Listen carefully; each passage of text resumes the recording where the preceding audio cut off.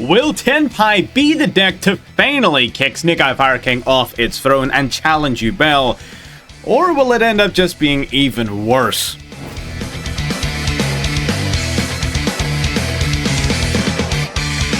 Hello everyone, and today we're going to be talking about Tenpai. So in front of you is the list that we played on our live stream when this first came out, and we had a fucking blast. We learned a lot about the deck, and I've done more research since, and I feel like we've got a really good understanding of Tenpai.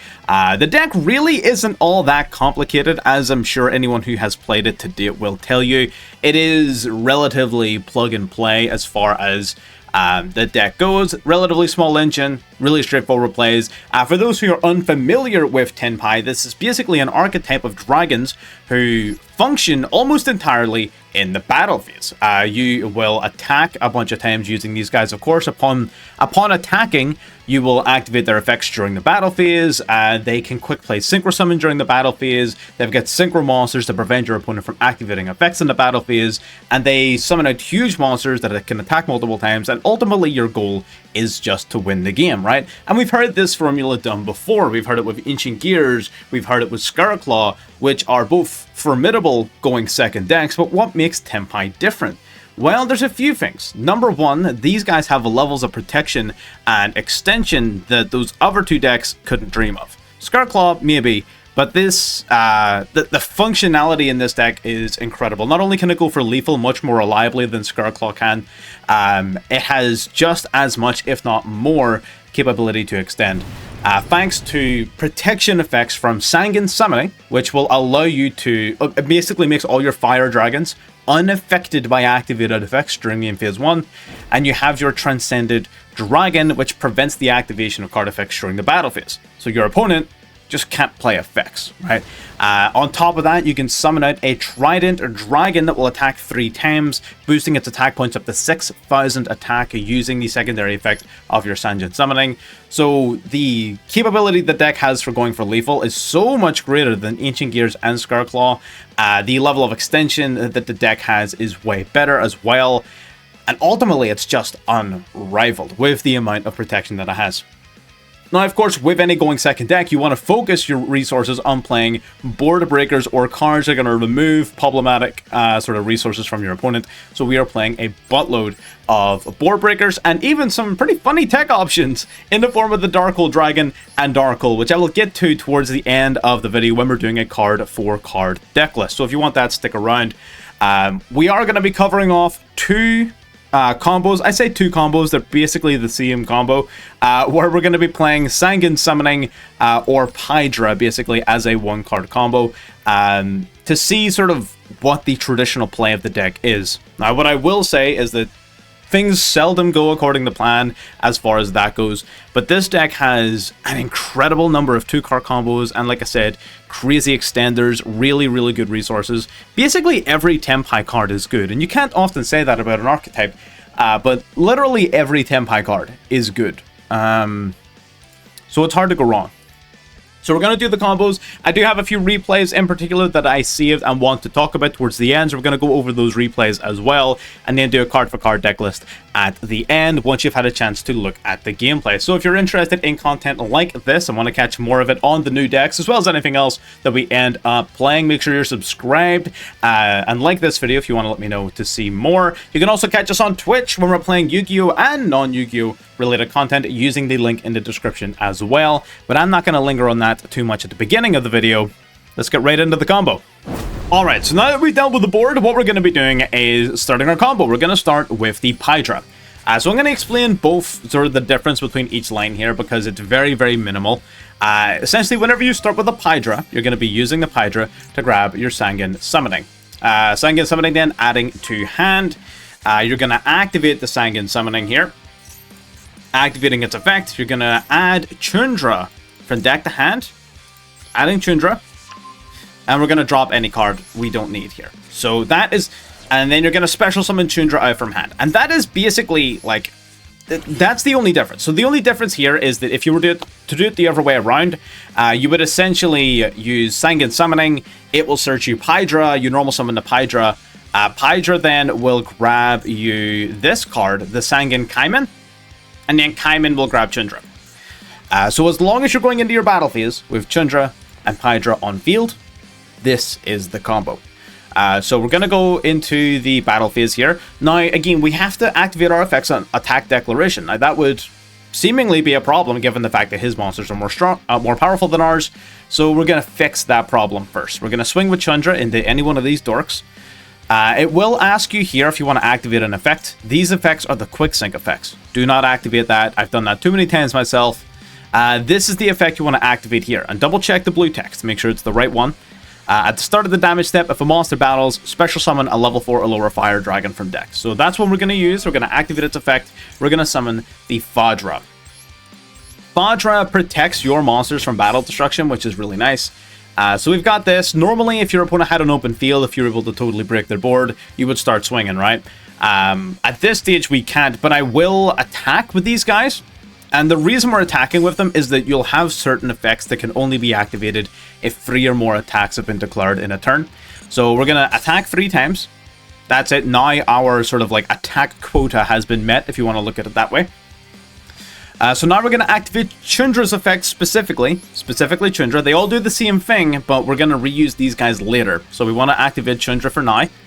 We're going to go into the Sengenpai Bident Dragon. So we're going to use these 2 here, using off the Fadra, summoning this guy out. Then the Bident is going to bring back the Fadra. It really doesn't matter which one you bring back. We're not going to be using its effect just yet, so we're going to bring back the Fadra right here. Alright, so now at this stage, what you're going to do is, of course, you're going to attack, man. Your job is to continue swinging with this deck. So we're going to swing into the Dark Magician Girl here.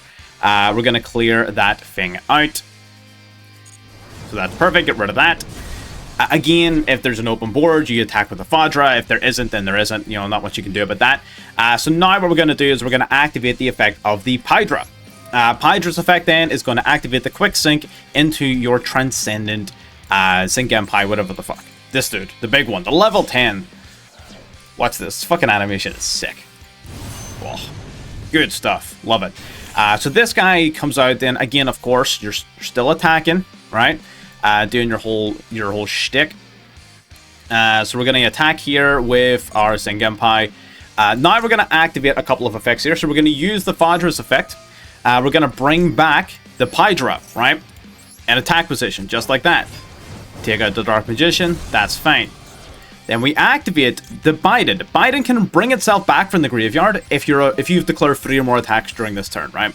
So back comes Bident, right? You also get to pop a back row if you have a back row you need to pop.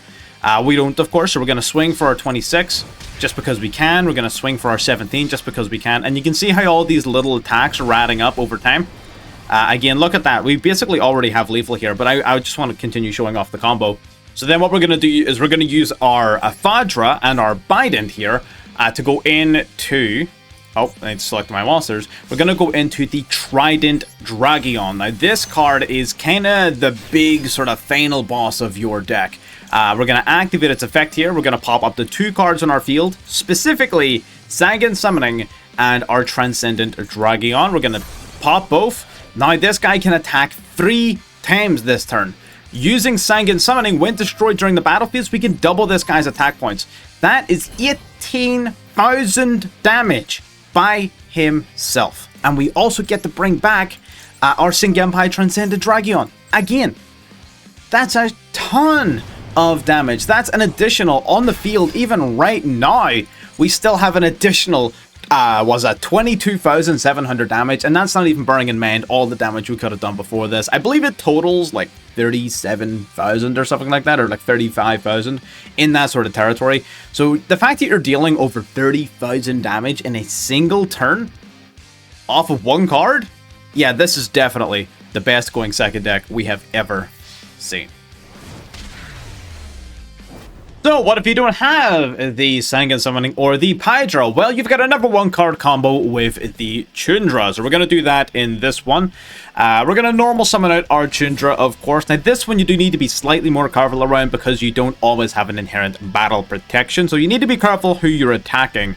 ideally directly, but if you can't facilitate that, then something weaker than your defense position monster would be ideal. Many people summon their cards in defense position to play around Lightning Storm, now more so than ever, so that shouldn't be too much of an issue, but just bear in mind that it is technically a limitation of this particular line. So we're going to go straight into the battle phase. We're going to swing our Tundra into his defense position monster. We are going to activate its effect, the special summoning level 4 or lower Fire Dragon from deck. We're going to summon out the Pydra, just like we otherwise would. Pydra then, when summoned, will grab us the Sanguine Kaiman from our deck. Do not set it to the field, you have to add it to hand. So that's fine, we're going to swing in, take out the Black Metal Dragon. Black Metal Dragon actually has an effect, which is going to grab and read as insight, that's whatever. And now what we're going to do is we're going to activate the effect of our Tundra. We're going to quick play Synchro Summon during the battle phase. We're going to go into the Bident as we normally would. Now, our opponent actually has quite a powerful monster. 2800 attack points is, at this stage, a little too big for us to get rid of, but it's not going to be in the long run. So now that we've summoned out the Bident Dragion, we're going to use its effect. We're going to bring back the Pydra. Out it comes. Beautiful. Now we're going to use these two then. We're going to activate again. Quick play Synchro Summon. We're going to go into our Transcendent Dragion. This is going to prevent our opponent from activating cards during the battle phase, as well as forcing any monsters on the field into attack position that aren't already. So if your opponent's trying to wall up, this will take care of that. Now you of course want to attack and, get your licks in, so we're going to take out a Slash Dragon here because, fuck the Slash Dragon, I guess. Now we're going to go for the quick play Sanguine Kaiman. We're going to activate its effect, grabbing a Tenpai monster from deck to hand, and special summoning one, given that we're using it during the battle phase. So we're going to go for Phadra's effect here, and then we're going to use the second effect of the Kaiman to special summon it straight out to the field. On summon, it's going to activate. Bring it back to Pydra, of course, so we're going to use this as additional synchro material, so we're going to bring these guys back. Again, you need to declare at least 3 attacks in order for your effects to become live. So again, we're going to swing, as we normally do. Now we can use the Bident in our graveyard, bringing it back. Again, another 2600 to the face if you needed to use it as such. We're going to go for the Phadra's effect here. Phadra then is going to allow you to quick play summon into the Trident Dragion, using itself and our Bident Dragon. Summoning out.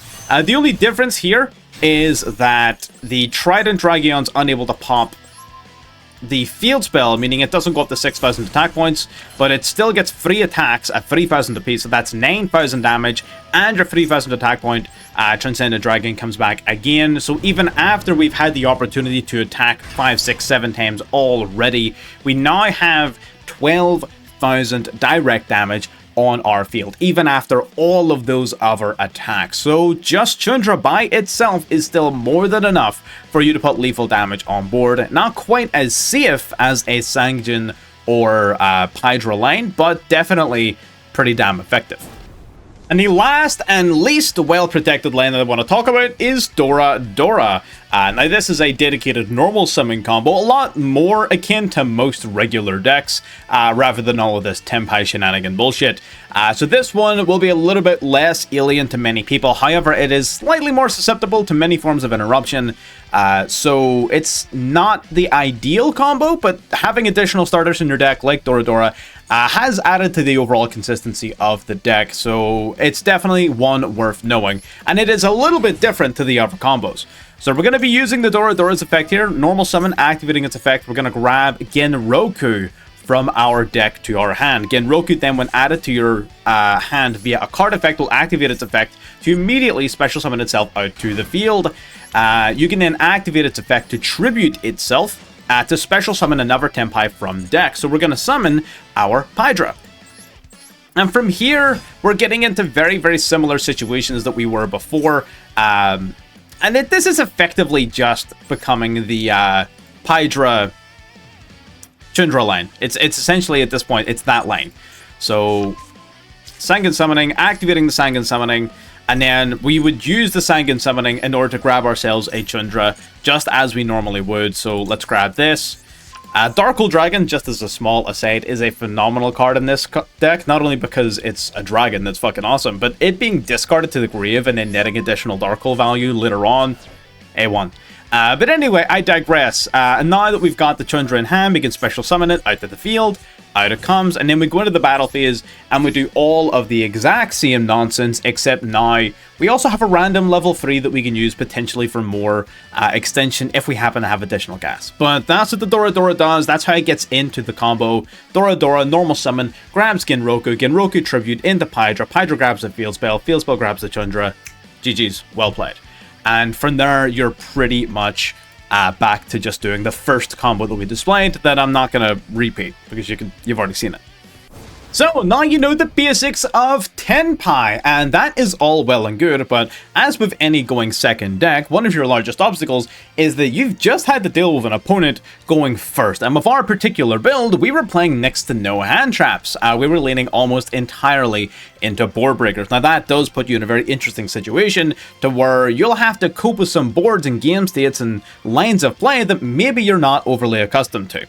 Now, very, very rarely, unfortunately, will you get to resolve your full Tenpai combos. Your opponents are very good at seeing when they're fucked and immediately surrendering. So there is a very decent chance that you're not actually even going to get to see the full Tenpai line very often. I don't think it's in any of the replays that I've saved.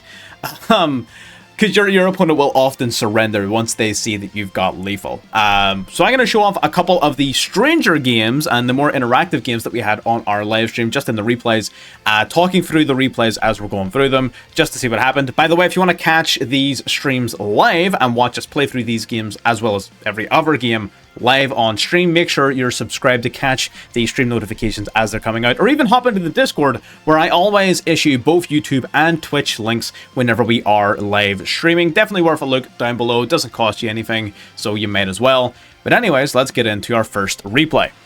Alrighty, so this one was a bit of an odd matchup into Trap Tricks. You can see Wobaku in our hand. We were playing this at a 42 card count, and we were playing Wobaku just to counter opposing Tenpai. We ended up cutting it because it didn't come up often enough, but other than that, the list is identical to the one that you saw already. So our opponent's going to go through and do a whole bunch of Trap Trick shit. We're not really too interested in what our opponent is doing, but I do briefly want to talk about this end board, which is mostly unknown cards. We have Rafflesia, we have 3 set cards. Rafflesia allows him to essentially copy any Trap Hole card directly from his deck. So this card could be Gravediggers, it can be Floodgate, it can be Void Trap Hole, it can be Treacherous Trap Hole, it could be any of those cards, depending on what our opponent still has in deck and what's on his field. And so this is potentially a 5 interruption board. So 3 potential interruptions in the back row, Rafflesia's a 4th, Sarah summoning a Pudica from the deck is a 5th. So that's 5 interruptions on this board. Let's see how it works. We don't have second summoning here. We don't have any of our, we don't top deck it. Okay, so a very lackluster hand, if I'm being honest. We're going to normal summon the Pydra, grabbing our summoning. We're going to activate the summoning. And now for the rest of this main phase, we're confident because for the rest of this main phase, our cards are unaffected by our opponent's activated effects. And this is sort of showing the awkwardness because our opponent has a 5 interruption board, and they can't use any of them, right? So that shows kind of the awkward position that Tenpai forces upon people. Dropping that Wobaku because fuck that. We're going to grab the Tundra. Tundra then is going to come out. They're going to get rid of our summoning. They left it a little bit late, but we didn't have a card in Graveyard for them to use Overroot on. So they've gotten rid of our summoning now that we had a card for them to place on our field off of Overroot. Summoning out Pudica. Pudica then going to banish the Tundra. A bit of an awkward one for us, to be sure, but let's see if we can potentially pull it back into the battlefield, swinging over into the Sarah for 900 damage. Now we're going to go for Sangen summoning. We're going to grab the Genroku. Genroku then summoning out to the field. Now what is important to note is we did not summon. We summoned the Genroku that we already had, not the one we added, because this card does not have to summon the card that you add. It can summon any Fire Dragon from hand after searching the card. So we summoned the one that we already had so that we could special summon the one that we just added off of its own effect. So we summoned 2 copies of Genroku, one of which is a level 4 tuner. Grabbing the Tundra, we're going to swing in, summoning the Fadra. Fadra then going to bring back Genroku from the graveyard. Suddenly we got a full field full of monsters in the battlefield. So we're going to swing in the Sarah as much as we can, chipping down those life points. He's at 5,600. He reacts to our Tundra using the Trap Tricks Trap Hole Nightmare. we're going to react to that using this to go into the Transcendent Dragon, using all of our monsters, including his Nightmare target, so it doesn't actually even matter. Dragon prevents him from activating any more effects for the rest of this battle phase, switching them all to attack position.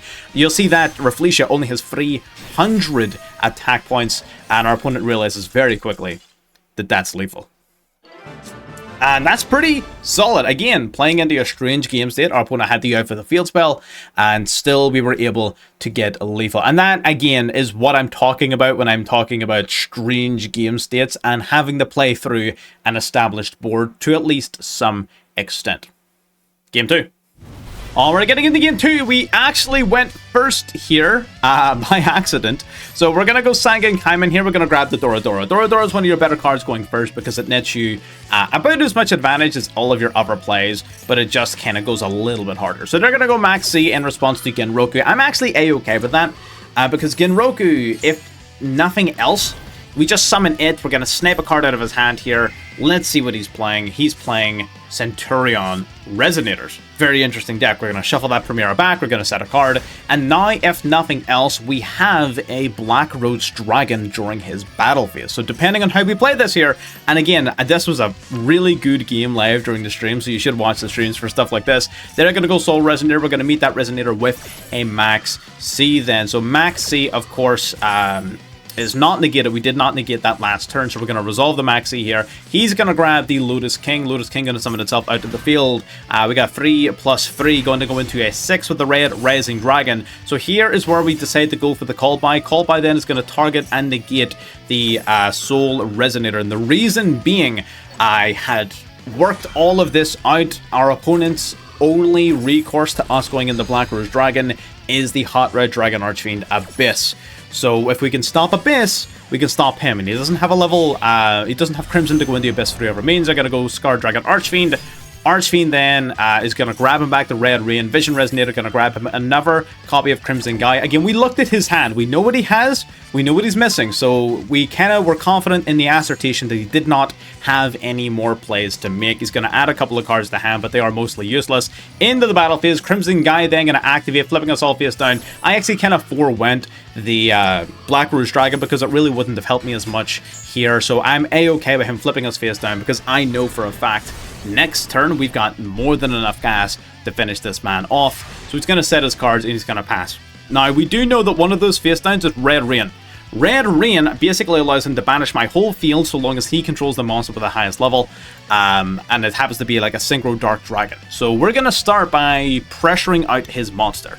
We're going to go Raigeki first.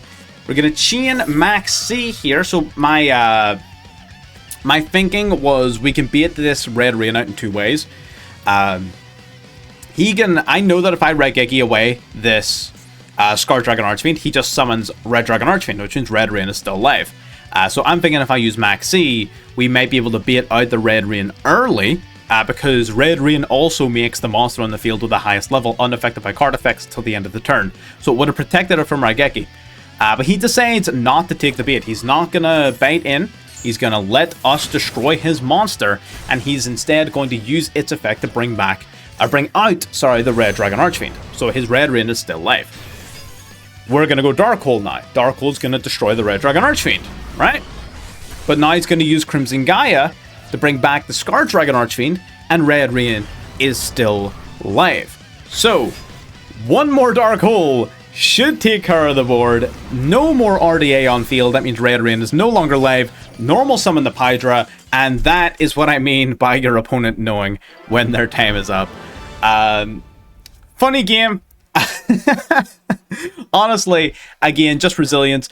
If that does nothing other than show how weak Tenpai is going first, then I'm happy with that replay, because Tenpai is not great going first. You got to pay attention when you're on the turn selected. The amount of times on stream that I selected to go first out of sheer force of habit is unreal. Alright, and one for the road. We're going second this time up against a Snake Eye Fire King player. So against the best deck in the game. They're going to go for Ash here. Ash, we are going to hit with a Gamma. That is one of the fattest Gammas in this matchup. He is going to draw one, though. We're going to get that little Maxi for the draw one. Maxi on Gamma, I think, is a really bad play. because unless you have literally nothing else and you're just heal mirroring on that draw 1 being enough to win. But apparently he just had tactics. And he actually looked at my hand, which means that he still has the nuts, right? Then he goes for Bonfire. Bonfire grabbing Poplar from the deck. The Poplar then going to summon itself out to the field. He doesn't have the original Sinful Spoils to add, so he instead grabs the Divine Temple of the Snake Eye. Going to activate the Temple. Now going to place Flamberge into the back row. Now they're going to go into Linkaribu. Linkaribu then going to trigger off the Poplar to place the Birch into the back row. Now he's got that set up with his field spell, so we're essentially in a slightly awkward spot, but it's not that bad. We're going to go Harpy's Feather Duster, wiping the board here off the back row. That will trigger the Flamberge in order to bring back to level 1. So I decide none of that. We're going to banish and negate that Flamberge. I don't need him bringing back any more monsters and generating those additional resources. I'll pass. But we don't have one of the good Tenpais in hand. We've only got Fadra. So we're going to swing into the Linkaribu. Attack directly anyways. Main phase 2, go Magnama. We're going to banish Linkaribu from the grave. That's going to trigger Magnama to search our deck for a dragon during the end phase. Then we're going to go Link 2 into the Hieratic Seals and pass. So we managed to sort of break down what our opponent wanted to do, clear out most of their cards, and now we have Seals and Genroku for our opponent's turn. And what this basically means is that we've got Hieratic Seal, which of course bounces 1 and places a card onto the field. What you're going to be doing with the Hieratic Seal is you're going to be summoning out Chundra from your deck. Then the Genroku is going to be tributing itself. It's going to summon either Pydra for the search, which is probably the correct choice, or even Phaedra if you really wanted to. Probably the first one though, the Pydra to get the search, because then you have a 4/3 to go into Black Rose during your opponent's battle phase, and then you can wipe the whole board. So we still had a lot of plays here. Especially after dismantling their board like that, they're going to top deck into Wanted like a fucking madman. Adding Diabell Star to hand. Now we're going to go original Sinful Spoils, banishing it from the graveyard to add the Oak to the hand. So now he's got Diabell Star and a normal summon, shuffling back the Poplar to be used as an extender. Going to go Wanted to shuffle back the original Sinful Spoils. And just like that, his deck is basically just back to full power. Going to bring back the Ash. Ash activating to add the Poplar to hand. Poplar then activating in hand to special summon itself out to the field, and we just know that he added original Sinful Spoils back to his deck, so he's going to grab Subversion for some reason. He does have the Diabell Star though, so we can grab original Sinful Spoils later, or maybe he just doesn't have any good targets left. He's going to target our Genroku with the Subversion. Unfortunately, we do get hit with Call by the Grave, which kind of kills our whole Black Rose play. Very unfortunate, but we're simply going to have to see what happens. Link 2 into Hita. We do play a fire deck, so Hita then is going to be able to target one of the monsters in our graveyard to try and summon it back. That's as good an opportunity to go for the Hieratic Seal as any. I'm basically denying him 3 monsters at that point, 3 Link rating. So that's that gone. Seal's then going to summon out the Dark Hole Dragon from my deck. We're going to use the Dark Hole Dragon's effect so that during the end of this turn I get to grab Dark Hole to hand. He does tribute us for the Kurakara, using Diabell Star as well. Diabell Star grabbing him the Silvira, which is crazy because that's an Omni Negate now we have to cope with, and we're in top deck mode here. So this is going to be tight. This is going to be very, very, very tight. They're going to go for the Divine Incarnate. They're going to grab back the Phaedra here. We're going to grab Dark Hole off of the Dark Hole Dragon, and we're simply going to have to pray that our top deck is playable, and yes, it is. Normal summon the Pydra. We could have done it the other way around, but we're going to go normal summon Pydra to beat the negate. Our opponent's going to, of course, negate the Pydra here, which is fine. We could have done this either way around, but I really wanted to make this play happen at least once. We're going to go Diabell Star from our opponent's graveyard, activating its effect, placing another card onto the field. We don't care. We're going to go for Dark Hole, wiping the field, all monsters destroyed, and that triggers the Dark Hole Dragon in the graveyard to come back out. Then it'll activate, grabbing us another Dark Hole during the end of this turn. So now we're going to swing for a 3k. This guy cannot be destroyed by card effects, making him very powerful as well on that front. So our opponent has a 3k indestructible monster to deal with, and 1 card in order to do it, and unfortunately that card was not capable of being played. We're going to draw into our Genroku, normal summon Genroku. Genroku gets us into Pydra, it gets us into Chundra, gets us into anything we want to go full combo, and we win. Easy as that. Like I was saying before, the vast majority of games with Tenpai are very cookie cutter. You're either going to do your full combo, but 99% of the time, your opponent's going to surrender. Before you make any sort of headway, they're going to see that, oh, this person has Tenpai starter plus X board breaker, and if that beats them, they're going to leave. So most of the replays that we would have had with this are just summon Pydra, surrender, or activate fucking Heavy Storm, normal summon Chandra, surrender. Like stuff like that would happen quite a lot. Games where we're forced to go first were much tighter because this deck's not as good at going first as it is going second for obvious reasons. It doesn't have zero plays, but it doesn't have nearly enough to keep up with the speed of the modern metagame. So those games were more interesting as well, which is why I showed off at least one of them. But those are pretty much the most interactive games you're going to have with this. Most of the games with this deck at the moment are going to be very straightforward. Getting into the deck list. So let's talk about what you can play, what you need to play, what your options are. So let's talk engine. I think this is perfect. In terms of engine, I think 3 Pydra and 3 Chandra is like no-brainer. Pydra is definitely your best starter card in combination with summoning, so having 3 of it is absolutely necessary. If you really wanted to, you could go slightly more budget. If you didn't have 3 Pydra, you could play 2 and a third Dora. I cut Dora from 3 to 2 because during the stream we just happened to have Pydra in our hand all the time, and Dora was just kind of dead sometimes. So basically, if you need to remove a copy of Pydra, just play a copy of Dora instead, and you'll have just as many starters as you otherwise would have. We talked about the play earlier and how to go through Dora into Pydra anyways, using the Genroku, so that's fine. If you've only got like 1 Pydra, which is like, I mean, you need 1 to play it at least, right? But I mean, 1 is less than ideal. You can still technically get it through these guys. You may even want to bump Genroku up to 3 at that stage if you happen to have a fur, but I appreciate that it is also a UR. They definitely made this deck very pricey. So as many copies of Pydra as you can get, 3 copies of Chandra if you can get them. Again, just as many as you can, the more the merrier. 2 Dora I thought was perfect. We saw it too much when it was a 3 in combination with like Sangan Summoning and our Pydra. We ended up using these cards as starters more often than not, even if we had Dora in hand. So that is worth bearing in mind. You can play more of it if you want. 3 of it wasn't terrible. You don't have to play it at all, honestly. You could probably cut it down. Maybe even just have it at 1 as a search target off of the likes of Kaiman or whatever. It is a good card, but it's definitely not your best starter. We have 2 Fadra. I see a world in where you want to play Fadra at 1, but then your deck gets kind of bad if you open with him. So I play it at 2 because I want to have at least 1 copy in deck. And it's not the worst card in the world to have in hand, depending upon what your plays are. So I can live with it at 2. I wouldn't push it to 3. I think 2 is fine. So we got 3 Pydra, 2 Fadra, 2 Dora, 3 Chandra, 2 Genroku I think is fine. It sucks when you open both, because you really want to have 1 in deck. And it isn't the worst card in the world, so if you wanted to play 3, again, there's a world where you play 3, but if you wanted to play 3 Genroku, I would maybe cut a Dora. Or just aim to have between Genroku, Dora, and Pydra, aim to have at least 7 copies of these cards. Going more than 7 feels bricky.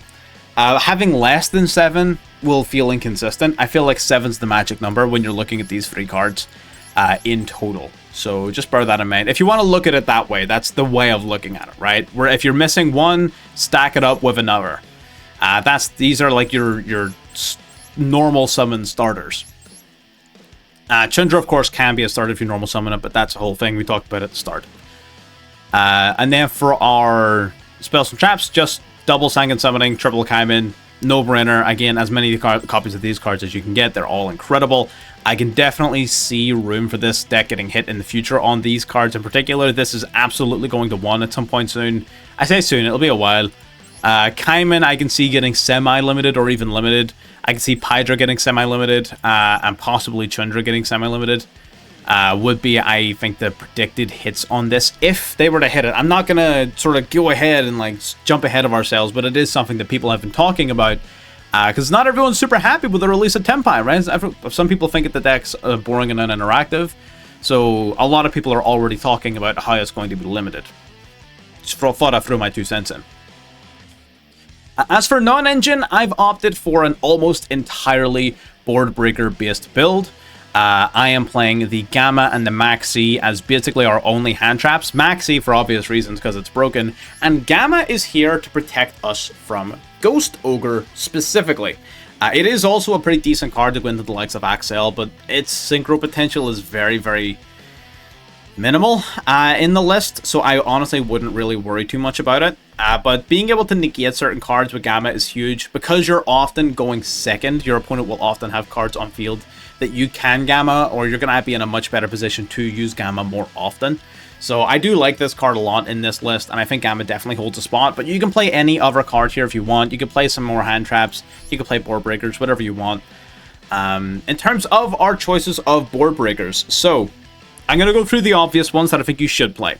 Raigeki, Feather Duster, Heavy Storm, at least 1 Lightning Storm. I'm running it at 2 because fuck lab. But at least 1 Lightning Storm. 1 Talent, 2 Thrust, for sure. I think that's like your minimum sort of like basic bitch package of board breakers. I'm playing a 2nd Lightning Storm because, like I said, Lab has a really good matchup into you. So if you can do something to mitigate their effectiveness, go for it, absolutely. Your deck's already really good at dealing with monsters. It's just back row is such a problem, man. We're also playing some very interesting board breakers. Burning Dragon. I think this card is underrated. It's probably going to get cut in the long run, but I think this card's really fucking cool. It's a fire dragon for a start, so that's big.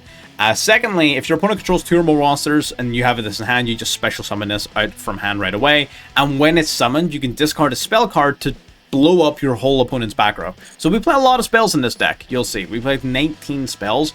Having a spell in hand to discard is not a very difficult thing to do. So Burning Dragon being not only a free summon, but also dropping a spell to wipe the back row, turns any of these cards into Feather Duster. Like, in the Heavy Storm. It turns any spell in your deck into Heavy Storm. So I think that's pretty solid. I think this card's fucking really good.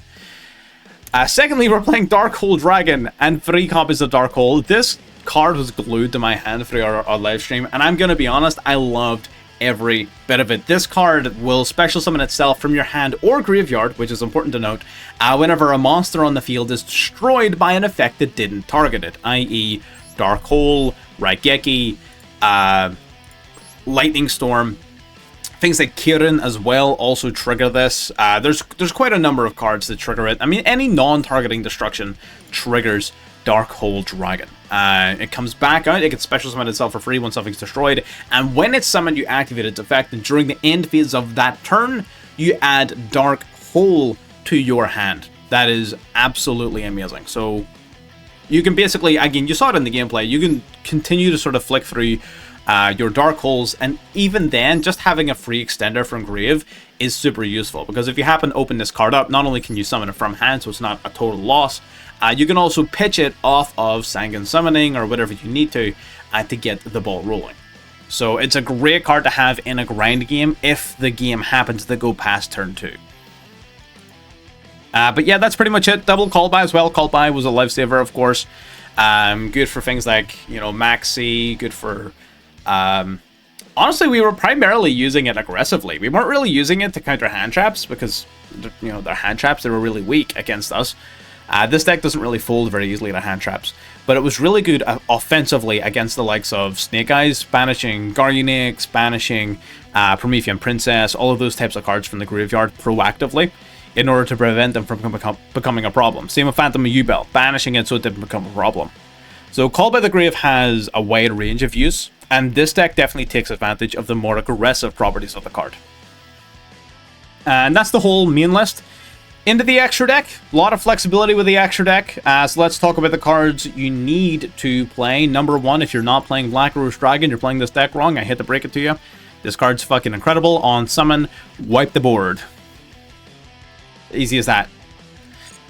Secondly, Bident Dragion. I have only ever summoned 1 of this card in a particular game. You don't need to play 2, but it's an SR, and it is a phenomenal follow-up tool, so I would definitely recommend playing 2, just in case your games happen to hit turn 4. Absolutely. Trident Dragion, again, for our crazy OTK combos. We've got the Transcendent Dragion as well, which is, again, very, very key integral part of our deck. Disputer is one of the ones that comes up a little bit more as well, so Disputer is quite solid too. And Seals is our other mandatory card. Now, the rest of these cards do hold a purpose, but are very, very flexible. So let's go through them. We got Moonlight Dragon is basically just good removal on summon. Unlike the original Black Rose Dragon, the Black Rose Moonlight Dragon doesn't blow itself up. So if your opponent's only really got 1 or 2 problematic cards, or even if you're going first and want to synchro summon, this card provides less immediate power, but can bounce over multiple turns if it happens to stick around and games happen to go that long. Samurai Destroyer. This card comes back every time it's destroyed by a card effect, which is incredible, and it's not like once per turn or once per chain. Like it just, if it's destroyed by a card effect, it comes back, which is awesome. If it battles an opponent's monster, that monster's effects are negated, and it cannot activate cards until the end of the damage step. So it's got that Ancient Gear-esque effect, and that's really good, in particular, against Duel. So Samurai Destroyer is your big, bad anti-Duel card. It's also pretty good into the Tenpai mirror as well. We've got the Laval Salamander. Basically, when summoned, draw 2, drop 2. So we got that sort of like Pot of Greed type effect. Ideally, you want to use it to draw into additional board breakers. You can also spell speed 1, banish a fire from grave to change a monster your opponent controls to face down defense. So it's got a spell speed 1 flip as well. Not an amazing card. If you don't have it, I wouldn't recommend crafting it. But if you happen to have this card and are looking for an excuse to use it, now's your time. Axel is here for Gamma. Wasn't really super great, but if you're playing Gamma, I would say at the very least play Axel, so you can go into Disputer or something like that. Bloody Rose Dragon is, in theory, a really good card. When summoned, banish all cards from either graveyard. That is a very powerful effect in certain matchups.